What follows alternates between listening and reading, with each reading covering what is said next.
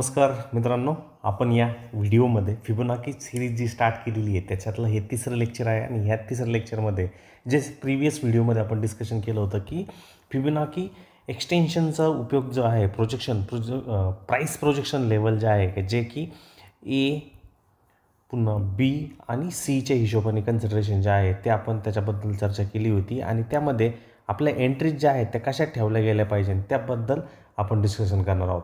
तर आपण या फिबोनाकीच्या याच्यामध्ये ही एक रिट्रेसमेंटची लेवल आहे, ह्या सीच्या रिट्रेसमेंट लेवलच्या आसपास आपल्याला कॅन्डलस्टिकच्या हिशोबाने तिथं आपली एंट्री बघायची आणि त्यानंतर बिगर पिक्चरचं कन्सिडरेशन करून आपल्या टार्गेट पॉईंटसाठी जायचं आहे की ज्यामध्ये 0.61 100% आणि 0.131 ह्या तीन टार्गेट लेवल जे आहेत ते आपण त्याबद्दल चर्चा केली होती। तर ह्या व्हिडिओमध्ये प्रामुख्याने आपल्या एंट्रीज कुठं ठेवल्या गेल्या पाहिजे, आपण कुठल्या टार्गेटसाठी गेलं पाहिजे त्याबद्दल आपण यामध्ये चर्चा करणार आहोत। आत्तापर्यंत आपण फिबोनाची रिट्रेसमेंटबद्दल बोललो आहोत आणि त्या फिबोनाची रिट्रेसमेंट नंतर आपण फिबोनाची प्रोजेक्शन्सबद्दल बोलत आहोत आणि याच्यानंतर ह्याच व्हिडिओमध्ये टप्प्यामध्ये आपल्याला तिसऱ्या टाईपबद्दल बोलायचं आहे, ते म्हणजे एक्सटेन्शनबद्दल बोलणार आहोत आणि एक्सटेन्शनच्या माध्यमातून आपल्याला लक्षात येऊन जाईल की या तिघांमधले डिफरन्स काय आहे आणि ह्यापैकी कुठला आपल्या वापरण्यासाठी इंट्राडे ट्रेडिंग किंवा स्विंग ट्रेडिंगमध्ये कुठला वापरण्यासाठी परफेक्ट असणार आहे। तर मी तुमचं सर्वांचं स्वागत करतो निफ्टी ट्रेंड्स या चॅनलवरती आणि सगळ्यात महत्त्वाची सूचना, हा व्हिडिओ फक्त एज्युकेशनल पर्पजसाठी आहे। तर सिम्पली ज्यावेळेस आपल्याला अशा पद्धतीचं काहीतरी स्ट्रक्चर भेटतं आणि यामध्ये सगळ्यात महत्त्वाचं अंडरलिंग ट्रेंड काय चालला आहे याच्याबद्दल आपल्याला आयडिया असणं सगळ्यात महत्त्वाचं आहे। तर आता तुम्ही म्हणाल की ह्या 1 तासाच्या टाईम फ्रेममध्ये ट्रेंड जो आहे तो डाऊन साईडमध्ये चालला आहे आणि त्याच्यामुळं मी याला डाऊन ट्रेंड म्हणतो आहे, तर हा करेक्ट का? नक्कीच नाही। कारण ही चुकी आपल्याकडे होऊन जाते की आपण शॉर्टर टाईम फ्रेम जितकी मोठी घेणार आहोत त्या शॉर्टर टाईम फ्रेममध्ये आपल्याकडनं चुका होण्याची शक्यता चान्सेस जे आहे ते सगळ्यात जास्त तिथं तयार होणार आहे। म्हणून तुम्ही जितकी मोठी टाईम फ्रेम तिथे घेणार, मोठ्या टाईम फ्रेममधनं तुमच्या चुका होण्याचा किंवा तुमचा ट्रेड जो आहे तो वाया जाण्याचे चान्सेस जे आहेत ते अतिशय कमी होऊन जातील। म्हणून मराठी मित्रांनो, ज्यावेळेस तुम्ही चार्ट्स बघत असतात किंवा ट्रेड घेण्याची संकल्पना बघत असतात तर त्या सगळ्यात महत्त्वाचा मुद्दा यामध्ये आहे की अंडरलिंग ट्रेंड हा अप साईडमध्ये चालला आहे की डाऊन साईडमध्ये चालला आहे याच्याबद्दल आपल्याला आयडिया येणं हे सगळ्यात महत्त्वाचा मुद्दा आहे। कारण जर तुम्ही त्याला समजून व्यवस्थितरित्या नाही घेतलं तर तो ट्रेंड घेताना जर तुमच्याकडनं चुकला तर त्या ट्रेंडच्या माध्यमातून जो काय होणारा तोटा जो आहे तो तोटा भरपूर मोठा असू शकतो। दुसरी महत्त्वाची गोष्ट, तुम्ही तुमच्या सेटअपला व्यवस्थितरित्या फॉलो करताय की नाही त्याबद्दल तुम्हाला अनुभव असणं सगळ्यात गरजेचं आहे। दुसरा महत्त्वाचा मुद्दा म्हणजे त्यामध्ये तुमच्यासाठी रिस्क रिवॉर्ड जो आहे तो व्यवस्थितरित्या पद्धतीने चाललेला आहे की नाही त्याकडे तुमचं लक्ष असणं गरजेचं आहे। आणि चौथं म्हणजे तुमच्यासाठी हे जे फिबोनाची जे रिट्रेसमेंट किंवा एक्सटेन्शन किंवा प्रोजेक्शनबद्दल आपण बोलतो आहे ह्यापैकी कुठली मेथड आपल्याला सूट होते ह्याकडे व्यवस्थितरित्या लक्ष असणं सगळ्यात महत्त्वाचं असतं। चला तर मग ह्यामध्ये आपल्याला 1 तासाच्या टाईम फ्रेममध्ये कळतं आहे की हा जो ट्रेंड इथे जो चालला आहे एक डाऊन ट्रेंडमध्ये चालला आहे, परंतु जर आपण इथे 4 तासाच्या टाईम फ्रेममध्ये गेलात तर ह्या 4 तासामध्ये आपल्याला ही गोष्ट लक्षात येऊन जाते की जो प्रायमरी जो ट्रेंड इकडे जो चालू आहे तो एक अप साईडमध्ये आहे आणि आता जी किंमत जी खालच्या बाजूला चालली आहे, हा जो इथं लेग जो चालला आहे याला आपण करेक्शनवाला लेग असं म्हणतो आणि हा करेक्शनवाला लेग जर चालला आहे जो आपण 1 तासाच्या टाईम फ्रेममध्ये जो चार्ट बघितला होता त्याच्यामध्ये आपल्याला कळलं होतं की हा एक डाऊन ट्रेंडमध्ये आपल्याला जाताना दिसतोय आणि त्या डाऊन ट्रेंडच्या हिशोबाने आपण जर उलट्या दिशेमध्ये ट्रेड जर घेण्याचा प्रयत्न केला तर तिथे आपली सगळ्यात जास्त चान्सेस जे आहे ते लॉस मेकिंग होण्याची शक्यता असतात।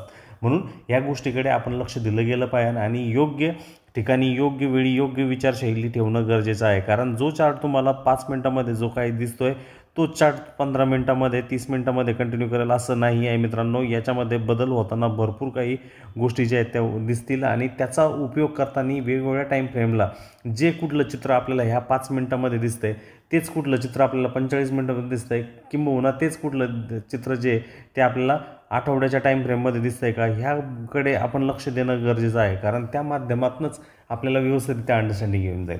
म्हणजेच जे आपण आवरली टाईम फ्रेममध्ये बघत होतो ह्यामध्ये आपल्याला अशा पद्धतीचा एक स्विंग हाय होताना दिसतो आणि त्यानंतर किंमत जी आहे ती कंटिन्युएशन खाली जाताना दिसते.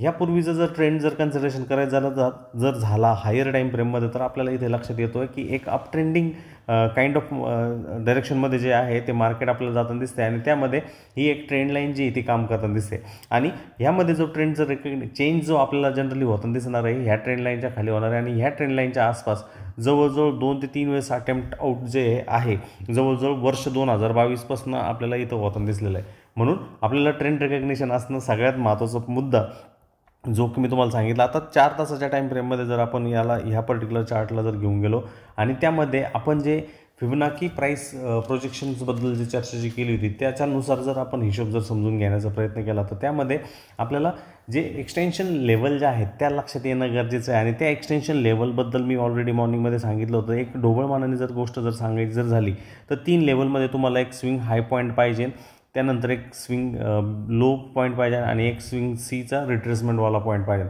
आणि त्यानंतर तुम्हाला ज्या 3 लेवल्स दिसतील त्या 3 लेवल ज्या आहेत तुम्ही ते टार्गेट आउट्स करू शकता. पुन्हा एकदा वेळ परतवे सगळ्यात महत्त्वाचं लेवल जे आपल्याला बघायचे आहेत त्या म्हणजे 0.1 आणि 1.131 ह्या 3 लेवल ज्या आहेत त्या आपल्यासाठी टार्गेट्स असणार आहे. आणि आपल्याला जे पुढं शॉर्ट साईडसाठी एंट्री जी करायची तर ह्या रिट्रेसमेंट पॉईंटच्या आसपास आपल्याला करताना दिसणार आहे. आणि सगळ्यात महत्त्वाचा मुद्दा हे लक्षात ठेवायचं आहे की 4 जूनचा हा जो एवढा मोठा इव्हेंट असतानासुद्धा मार्केटनी ह्या पॉईंट ऑफ टाईमला जे सपोर्ट घेऊन तिकडनं एक स्ट्रॉंगर बाउन्स बॅक करताना आपल्याला मार्केट त्यावेळेस दिसलं होतं. ह्याकडे आपलं लक्ष असणं हे सगळ्यात महत्त्वाचा मुद्दा, सगळ्यात महत्त्वाचा पॉईंटर इथे आहे.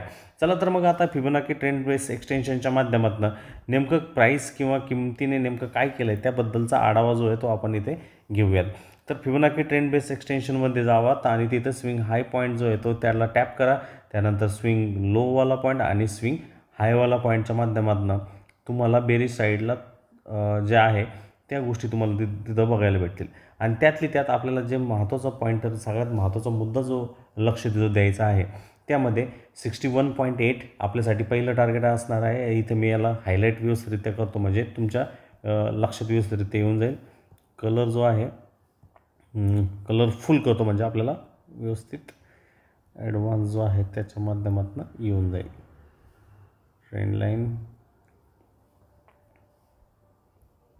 आपल्या डिफॉल्ट्स ओके.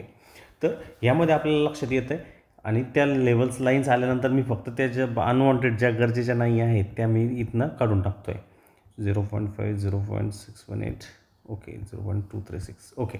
तर आपल्याला ह्या पर्टिक्युलर ट्रेडच्या माध्यमातून कुठं मार्केटसाठी एक प्रामुख्याने सपोर्टिव्ह आहे ह्याबद्दल आयडिया येऊन जाते. आणि जर तुम्ही जर बघितलात याच्यामध्ये जो तुमचा जो शॉर्ट ट्रेड इनिशिएट जो व्हायचा होता तो ह्या सी पॉईंटच्या अराउंड ज्यावेळेस तुम्हाला प्राईस रिजेक्ट होताना दिसते इथे कुठेतरी तुम्ही त्या प्राईसला जो आहे ते विकणे किंवा सेल करणे हे सगळ्यात महत्त्वाचा मुद्दा असतो. म्हणजे सांगायचा अर्थ असा आहे की याच्या माध्यमातून ह्या पर्टिक्युलर सिक्युरिटीमध्ये सेल विका असं नक्कीच नाही आहे. परंतु सी पॉईंट एकदा तुम्हाला रिकग्नाईज झाला त्या रिट्रेसमेंटवाला पॉईंट त्याच पॉईंटच्या आसपास प्रॉपर रिस्क रिवॉर्ड ठेवून प्रॉपर ह्या गोष्टी करून तिथं तुम्ही सेल करू शकता. आणि त्या केसमध्ये तुमचं जे टार्गेट 1 जे आहे ते 61.8च्या झोनच्या आसपास ठेवू शकता. दुसरं जे टार्गेट आहे ते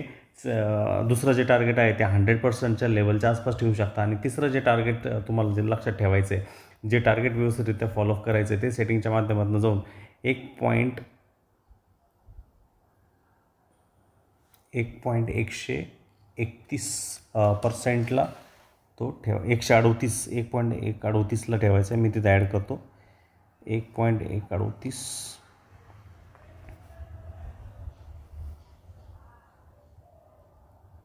1.138 ओके. तर हे 3 टार्गेट्स जे आहेत ते तुम्हाला तिथे ठेवायचे आहेत. म्हणजे ज्यावेळेस तुम्ही त्या ट्रेडमध्ये घुसताय त्यावेळेस हा 0.786चा अजिबात नाही आहे.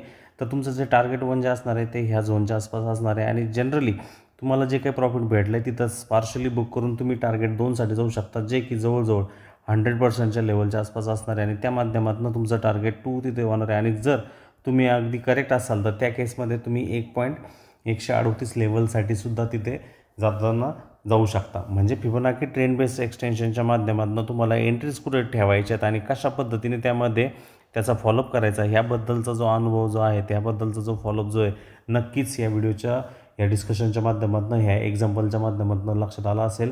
आणि या फिबोनाची ट्रेंड बेस एक्सटेन्शनमध्ये आपल्याला लक्षात आलं पाहिजे की आपण काउंटर ट्रेंडमध्ये ट्रेड करतोय, म्हणून आपले जे टार्गेट जे आहे ते एकदम स्लो पद्धतीने असणार आहे. भलेही किंमत लक्षात राहील. आणि सगळ्यात महत्त्वाचं, ज्यावेळेस तुम्ही तुमच्या रिस्क ज्या आहे इथे तुम्ही सेल करण्याचा विकण्याचा ज्यावेळेस पुढे प्रयत्न करत असतात, त्यावेळेस ही एक गोष्ट लक्षात ठेवायची की तुम्हाला जर तुम्ही चुकीचे असाल तर याच्यावरती तुमचा कुठंतरी स्टॉप लॉस जो आहे तो प्लेस झालेला असणार आहे. आणि त्या स्टॉप लॉस प्लेस केल्याशिवाय तुम्हाला त्यामध्ये कुठल्याही प्रकारची एंट्री भेटणार नाही, ही पण गोष्ट लक्षात ठेवा. आणि अशा पद्धतीने जर तुम्ही विचार जर केला तर ॲटोमॅटिकली तुमच्यासाठी एक proper direction of thinking of the market जे आहे ते आपल्याला होताना दिसू शकतं. आणि ॲज ऑफ नाऊ ऑलमोस्ट 2200 पॉईंटचा फॉल जो आहे त्या कन्सिडरेबली झोनमध्ये होताना दिसत असेल.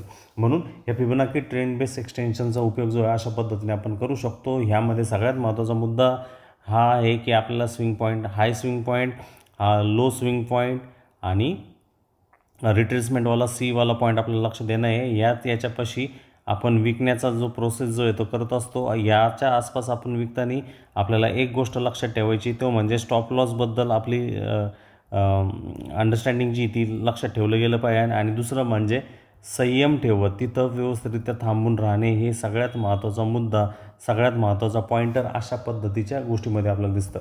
हे तर झाला दुसरा प्रकार जो की फिबोनाची ट्रेंड बेस एक्सटेन्शनचा झाला. आता तिसरा जो प्रकार आपल्याला बघायचा आहे जो की फिबोनाची रिट्रेसमेंट प्लस फिबोनाची रिट्रेसमेंटबद्दल मी म्हणतो. आणि दुसरा जो आत्ता आपण बघितला तो म्हणजे ट्रेंड बेस एक्सटेन्शन. ह्या दोघांचा जो कॉम्बाईन फॉर्म्युला जो येतो तो म्हणजे फिबोनाची एक्सटेन्शनमध्ये येतो.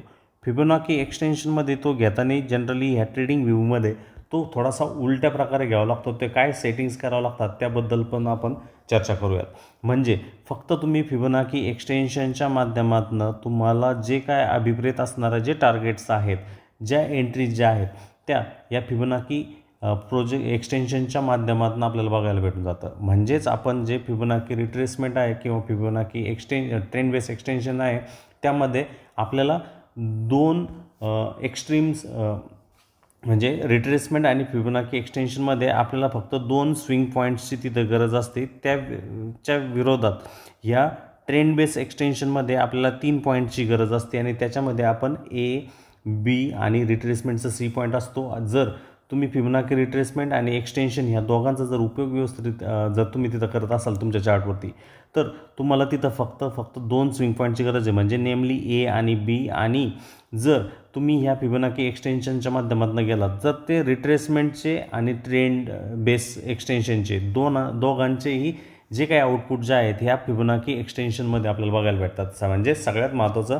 फक्त तुम्ही स्विंग पॉईंट ए पॉईंटला कनेक्ट करणार आणि स्विंग बी पॉईंटला कनेक्ट करणार आणि त्या माध्यमातून तुम्हाला ट्रेंड बेस एक्सटेन्शनच्या माध्यमातून जे तुम्हाला डिझायर्ड टार्गेट लेवल जे आहेत ते ॲटोमॅटिकली तुमच्या चार्टवरती 0.78 पासून जवळजवळ 1.61च्या दरम्यान जे ते बघायला भेटेल. त्याबरोबरच आपल्याला फक्त 2च आयडेंटिफाय पॉईंट्स करायचे जे की ए आणि बीच्या माध्यमातून. आणि हे एक फिबोनाची एक्सटेन्शनचं सगळ्यात महत्त्वाचं एक उपयोग आहे की जो फिबोनाची रिट्रेसमेंट आणि फिबोनाची प्राईस प्रोजेक्शनचं जे आहे दोघांचेही गुण तिथं दाखवण्याचा प्रयत्न करत असतो.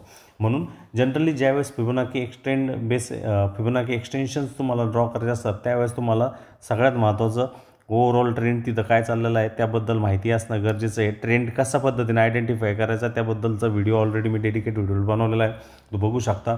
दुसरा महत्त्वाचा मुद्दा म्हणजे मेजर स्विंग हाईज आणि स्विंग लोज कुठं तयार होऊ राहिले त्याबद्दल तुम्हाला माहिती असणं हे गरजेचं आहे. हाई आणि लो कुठं तयार होऊ राहिलेत ह्याबद्दल त्या चार्टवरती तुम्हाला अंडरस्टँडिंग आली पाहिजे.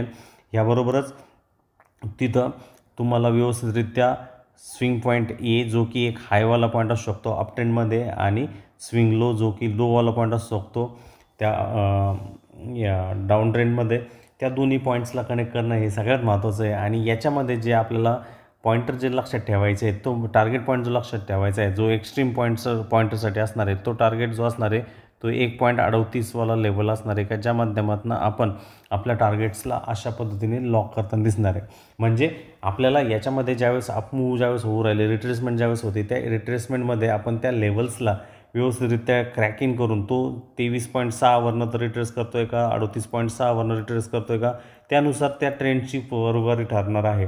आणि जर तो 23 पॉईंट जर अपट्रेंडिंगमध्ये आहे आणि त्यानंतर तो रिट्रेस करतो आणि तो 23.6, 38.2 किंवा 50 किंवा 61.8 ऐवजी डायरेक्टली 78.6 वरनं करतो आहे, म्हणजे एक जवळजवळ डीप पेनिट्रेशन करून तो जनरली करत असतो. म्हणून आपण ज्यावेळेस प्रॅक्टिस करत आहात त्यावेळेस एक दोनच लेवल लक्षात ठेवा, ते म्हणजे 23.2% जर रिट्रेसमेंट होतं आहे किंवा 38.2 वरनं होतं आहे, तर ह्या 2 लेवलवरनं जर रिट्रेसमेंट होऊ राहिला आहे म्हणजे हा जो अंडरलिंग जो ट्रेंड जो चाललेला आहे तो अतिशय स्ट्रॉंग आहे. आणि अशा स्ट्रॉंग ट्रेंडला तुम्ही व्यवस्थितरित्या फॉलो करणं गरजेचं आहे. अशा झोनच्या आसपास तुम्ही कुठल्याही प्रकारचा पुलबॅक जर येऊ राहिला त्यामध्ये एंट्री करणं गरजेचं आहे. आणि टार्गेट पॉईंट जर ठेवायचं जर झालं, जसं मी ऑलरेडी सांगितलं, ते म्हणजे 382 वाला टार्गेट्स तुम्ही ह्या फिबोनाची एक्सटेन्शनच्या माध्यमातून तिथं सेट करू शकता. फक्त यामध्ये एकच हे आहे की याच्या जो तुम्हाला फिबोनाकीचं ट्रेंड बेस एक्सटेन्शन तिथं यूज करायचा आहे तो चेंज करताना तो रिव्हर्स केसमध्ये करायचा आणि त्यामध्ये थोडंसं रेशोचं अल्टरेशन जे आहे ते आपल्याला होताना दिसू शकतं.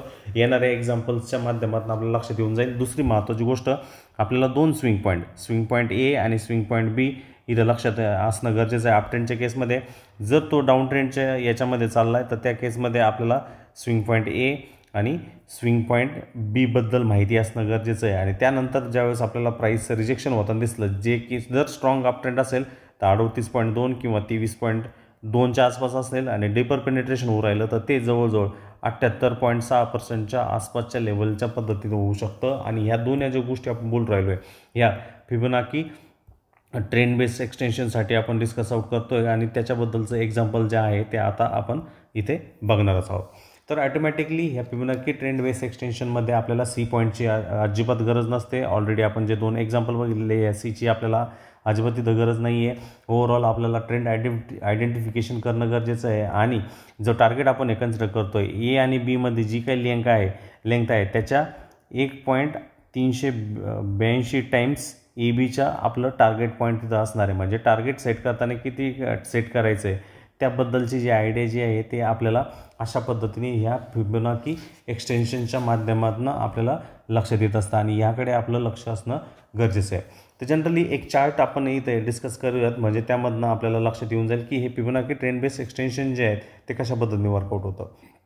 तर जनरली दुसरा महत्त्वाचा प्रश्न मला हे सांगायचं आहे की फिबोनाची हे एक्सटेन्शन जे आहेत हे अतिशय भारी आहेत ॲज कम्पेअर टू प्रोजेक्शन्स आणि रिट्रेसमेंट.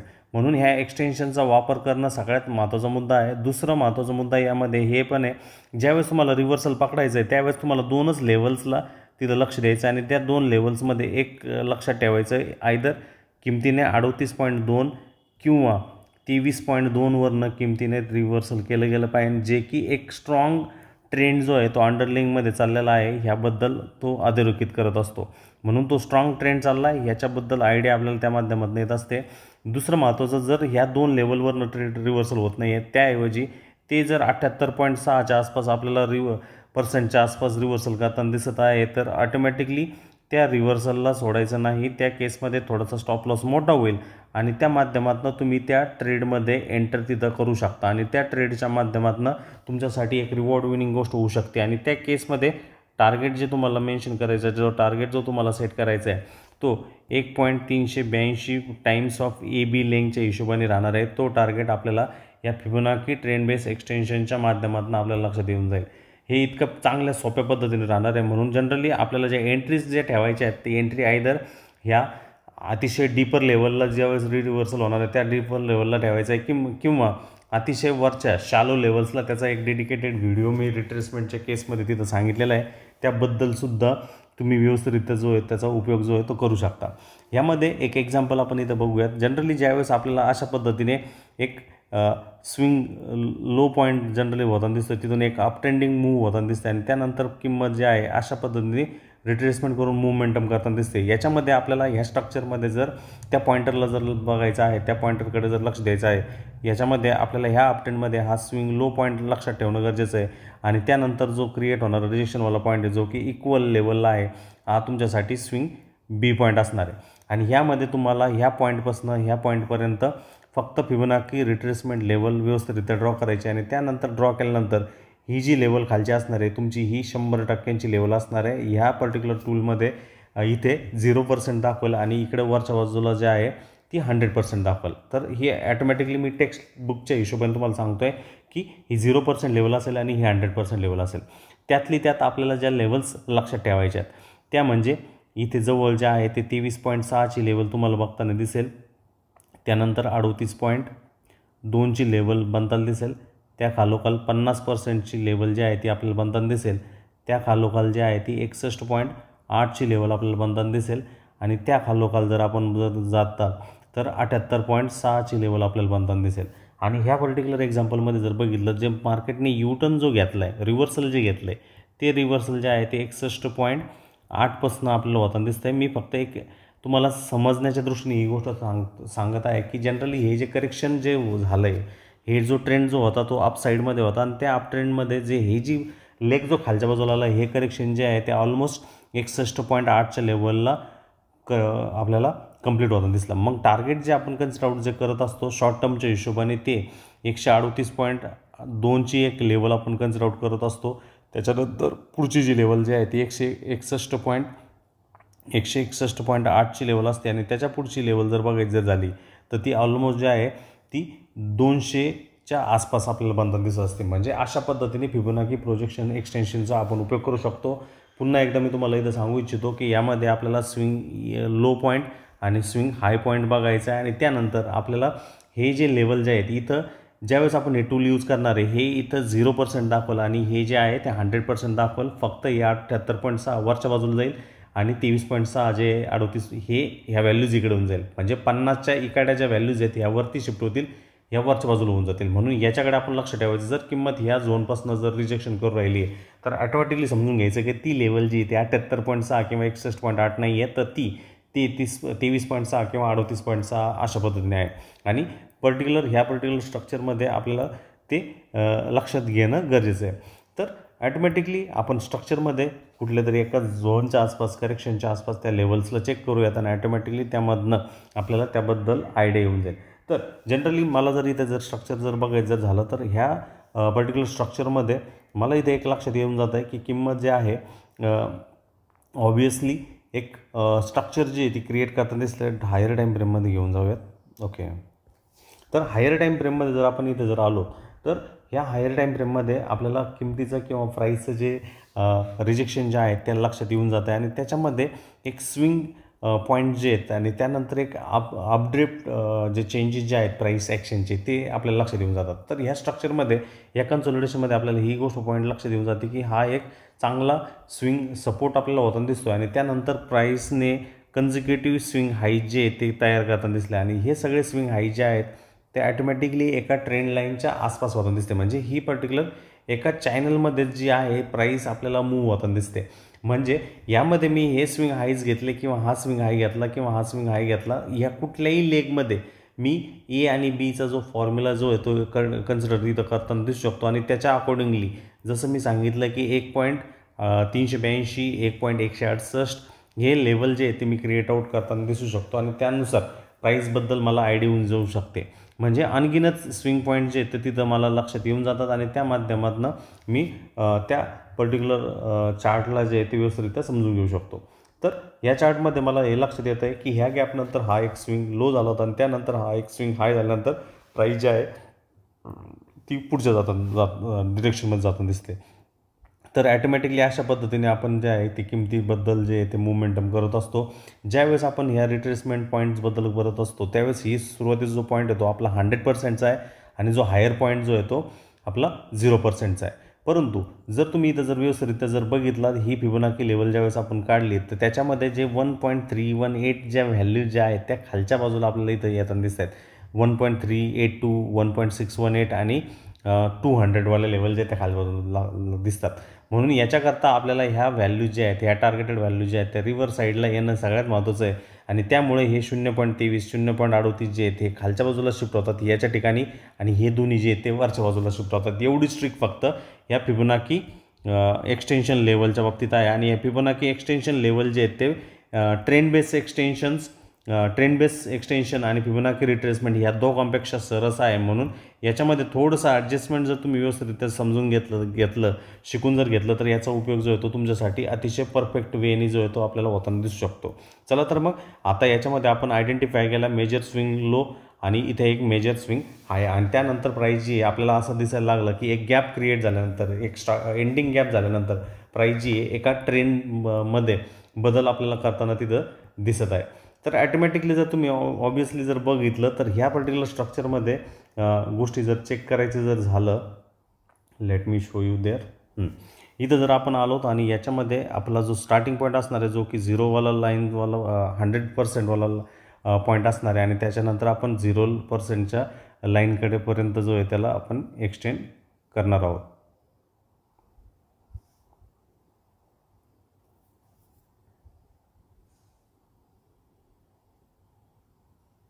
जर इथे 100% लेवलला आपण मार्क केल्यानंतर आपल्याला हे जे टार्गेट लाईन्स आपल्याला जे खालच्या बाजूला जे दिसत आहेत हे आपल्याला वरच्या बाजूला पाहिजे का, ज्याच्या माध्यमातून आपल्याला टार्गेट्स काय असू शकतात फिबोनाची लेवल्सनुसार.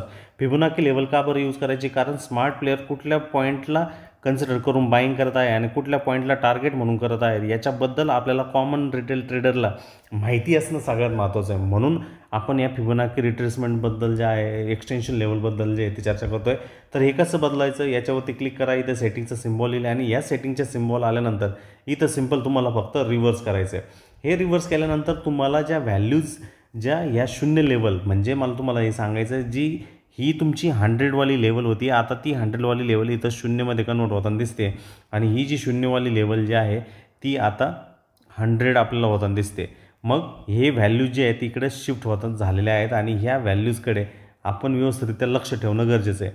याबरोबरच तुम्ही जर आणखीन एक गोष्ट जर व्यवस्थित ऑब्झर्व जर करत असाल तर ते सगळ्यात महत्त्वाचा पॉईंटर सगळ्यात महत्त्वाचा मुद्दा म्हणजे हे 23.6 आणि 38.6 जे ते वरच्या बाजूला आहे आणि ज्यावेळेस किमतीने इथं डीपर पेनिट्रेट ज्यावेळेस केलं होतं तर तुम्ही व्यवस्थितरित्या बघू शकता ज्यावेळेस तुम्हाला हा एक स्विंग लो जो की एक ए पॉईंट आहे आणि ज्यावेळेस हा तुमचा पॉईंट बी होता त्यावेळेस किमतीने कुठं पेनिट्रेट केलं, जवळजवळ 23.6 नाही तर हे 78.6 आहे. म्हणजे 78.6च्या आसपास ह्या डेली टाईम फ्रेममध्ये कंटिन्युअसली 4 दिवस किंमत जी आहे ती ॲटोमॅटिकली एका लेवलला टॅप करत राहिली आणि त्याच्या आसपास बाईंग होत म्हणजे खरेदी होत तिथून किंमत जी आहे ती ऑलमोस्ट 100%च्या लेवलला आपल्याला जाताना दिसली. त्यानंतर पुन्हा करेक्शन होत ॲटोमॅटिकली 0.38च्या लेवलला टॅप करताना दिसली, कारण हा 0.5 आहे, मी इथं लेवल्स लिहितो 0.23 आहे आणि ही 0वाली लेवल आहे. आणि त्यानंतर जर तुम्ही व्यवस्थित ऑब्झर्व जर केला तर ॲटमोस्ट टार्गेटला तो टॅप करताना टार्गेटला तो हिट करताना आपल्याला दिसलेला आहे. म्हणून या फिबोनाची प्रोजेक्शन लेवल जी आहे ती यूज करणं सगळ्यात महत्त्वाचं आहे की त्या माध्यमातून आपल्याला एक करेक्ट दिशा करेक्ट डायरेक्शन कुठल्या बाजूने कुठल्या दिशेमध्ये मार्केट प्राईस जी ती जाऊ राहिली त्याच्याबद्दल आपल्याला आयडिया येऊन जातील आणि त्या आयडियाच्या बेसिसवरती तुम्ही व्यवस्थितरित्या त्याला टाईमआउट जे आहे ते व्यवस्थित करू शकता. आणि हे सगळ्यात महत्त्वाचा मुद्दा सगळ्यात महत्त्वाचा पॉईंटर आपण लक्षात ठेवलं गेलं पाहिजे. ज्यावेळेस तुम्हाला तिथं एक बाईंगचा कॉन्टेक्स्ट बाईंगचा इंटरेस्ट ज्यावेळेस बनताना दिसतो तर त्या झोनच्या आसपास जर किंमत सपोर्ट घेताना दिसू राहिली याचा अर्थ मार्केटमध्ये जे एंट्री करणारे आहेत ह्या झोनच्या आसपास स्मार्ट मनी कंटिन्युअसली एंट्री करून राहिला आहे. त्याचा जो स्टॉप लॉस तो प्लेस करून राहिला तो ह्या झोनच्या आसपास जो आहे तो SL प्लेस करून राहिला आहे आणि त्यानंतर तो ऑटोमॅटिकली टार्गेट झोनसाठी तिथं वेट करून राहिला आणि त्या टार्गेट झोनच्या माध्यमातून त्याला 1.382 1.168 ह्या लेवल्सकडे जाताना दिसू शकतो. तुमच्या ट्रेडिंग स्टाईलच्या हिशोबाने गोष्ट होताना आपल्याला तिथं दिसू शकते. आणि ऑब्वियसली याला जर तुम्ही मोजलात ह्या एंट्रीपासून ह्या पॉईंट ऑफ टाईमला तुमची एंट्री होते तुम्हाला एक गोष्ट लक्षात येते आणि त्यानंतर जर तुम्ही तिथं ऑब्झर्व करताय थांबताय तर ऑलमोस्ट 20 दिवसाच्या टाईम फ्रेममध्ये तुम्हाला जे पॉईंट्स तिथं भेटत आहेत ते ऑलमोस्ट 20 दिवसाच्या याच्यामध्ये जे पॉईंट आपल्याला भेटत आहेत ते ऑलमोस्ट 3128 पॉईंटची जी रॅली जी ती आपल्याला होत नसेल. नो डाऊट हा जो मूव जो आहे तो अप त्याच्यानंतर पुन्हा करेक्शन आणि पुन्हा अप साईडमध्ये आपल्याला मोमेंटम जो आहे तो होताना दिसू शकतो. म्हणून ते स्विंग पॉईंट जे ते लक्षात येणं गरजेचं आहे. आणि इथं जर बघितलं तर ही लेवल जी ती 0.38ची आहे. मी ऑलरेडी सांगितलं जर अंडरलिंग ट्रेंड म्हणजे इथून जर किंमत वरच्या बाजूला जाऊ राहिली त्यानंतर ती जर U-टर्न 0.38 वरनं होते, याच्याकडे लक्ष देऊ नका. 0.61 नाही येते, 0.38 आहे, कारण आपण याला रिव्हर्स केलेलं आहे. आणि जर ते रिव्हर्स करू राहिले याचा अर्थ तिथं स्ट्रॉंग ट्रेंड आहे आणि त्यानंतर मोमेंटम जे आहे ते स्ट्रॉंग पद्धतीने आपल्याला होताना दिसणार आहे आणि त्याचा विनियोग जो आहे तो आपण करणं गरजेचं आहे. ऑलरेडी मी तुम्हाला सांगितलं की n number of swing lows, swing highs याच्यामध्ये, आणि त्याच्यामध्ये तुम्ही टास्क कनेक्ट करत त्याला तुम्ही कुठेही ड्रॉ करू शकता. जसं की आता ह्या झोनच्या आसपास इथं काढलं आहे, तर मी आता पुन्हा एक नवीन स्विंग हाय आणि स्विंग लो घेतो आणि त्यामध्ये ते हिट झालं आहे की नाही ते आपण बघूयात. तर रँडम मी व्हॅल्यू घेतो आहे. इथं मी फिबोनाची हेड रिट्रेसमेंटमध्ये हा एक मी स्विंग लो पॉईंट कन्सिडर करतो आहे आणि हा जो आहे तो स्विंग हाय, ह्या कॅन्डलच्या याला स्विंग हाय पॉईंट कन्सिडर करतो आहे. तुम्हाला माहीतच आहे फिबोनाची एक्सटेन्शनमध्ये आपण ह्या गोष्टीला जे आहे ते व्यवस्थितरित्या उपयोगात जो आहे ते आणत असतो. तर ॲटोमॅटिकली ह्या पॉईंटला आपण कनेक्ट केल्यानंतर जसं मी ऑलरेडी सांगितलं आहे, जर किंमत तुमची 78.6 म्हणजे जर व्यवस्थितरित्या जर बघितलं तर याच्यात सेटिंग काय केली होती, सिम्पल या ट्रेंड याच्यावरती क्लिक करून मी तर सेटिंगमध्ये जाऊन याला फक्त रिव्हर्स या दिशेमध्ये केलं आहे. त्यामुळे व्हॅल्यूज जे आहेत त्या चेंज झालेल्या आहेत.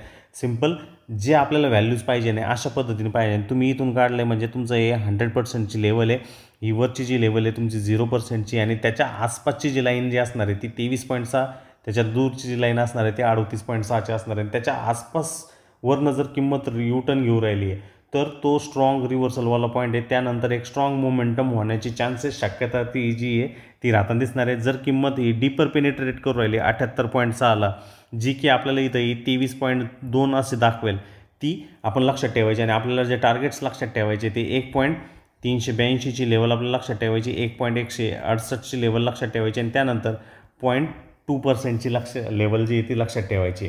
तर हे रेग्युलर वेमध्ये दिलं. इथं सेटिंगमध्ये जावा आणि इकडनं त्याला रिव्हर्सलमध्ये कन्वर्ट करा आणि तुम्ही बघू शकता त्या 1.382च्या लेवलला त्याने टॅप केलं की नाही. जर तुम्ही व्यवस्थित बघितलं, ज्यावेळेस किंमत तुम्हाला 78.6च्या लेवलला टॅप करताना दिसू राहिली, तुम्हाला लक्षात आलं की हा जो ट्रेंड आहे अपसाईडमध्ये जाऊ राहिला आहे, तर ॲटोमॅटिकली तुम्ही वेट केलं प्राईस जी ती डीप व्हायला आणि ह्या डीपच्या आसपास भलेही तुम्ही तिथं एंट्री केलात किंवा ह्या झोनपासून ह्या दिवसापासून एंट्री केलात किंवा इथं टॅप ज्यावेळेस केलं आहे त्यावेळेस तुमची एंट्री इथं प्लेस ठेवली आणि त्या एंट्रीच्या खालोखाल किंवा या स्विंग लोच्या आसपास तुमचा स्टॉप लॉस जर तुम्ही प्लेस केला आणि प्रॉपरली तिथं वेट जर करू शकला असाल, तर मी सुरुवातीला सांगितल्याप्रमाणे तुमच्या टार्गेट पॉईंटला जी आहे ती किंमत टॅप करताना दिसू शकेल आणि ते टार्गेट जे आहे ते ॲटोमॅटिकली 1.382 ॲज वेल ॲज 1.168वाले टार्गेट जे आहे ते ॲटमोस्ट हिट आपल्याला होताना दिसले असते.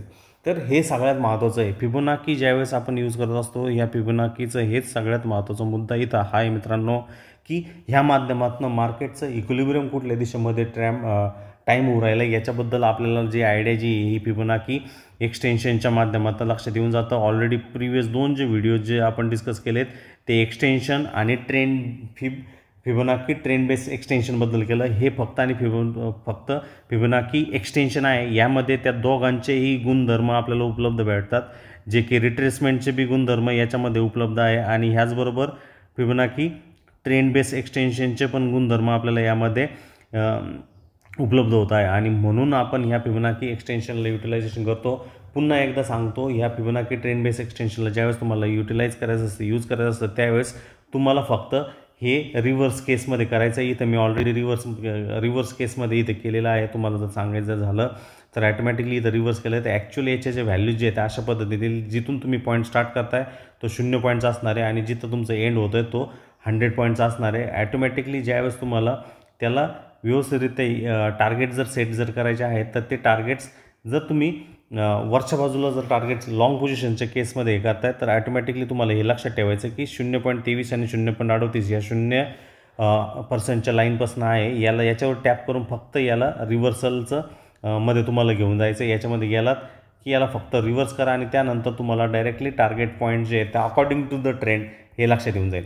ह्या पर्टिक्युलर सिक्युरिटीमध्ये आपण जे एक्झाम्पल जे बघितलं आहे तर आपण ह्या टार्गेटसाठी कन्सिडर आउट करताना एक्झाम्पल आपल्याला बघताना दिसलेलं आहे आणि याबरोबरच तिथे 1.61ची लेवलसुद्धा तुम्ही ॲड करताना दिसू शकता. ती ॲड कशी करायची त्याबद्दलही तुम्हाला इथं सांगतो. ॲटोमॅटिकली याच्यावरती क्लिक केलं की तुम्हाला इथं सेटिंगचा सिम्बॉल भेटेल. सेटिंगचा सिम्बॉल भेटल्यानंतर 1.68वाली लेवल जी आहे तुम्हाला तिथं भेटेलच.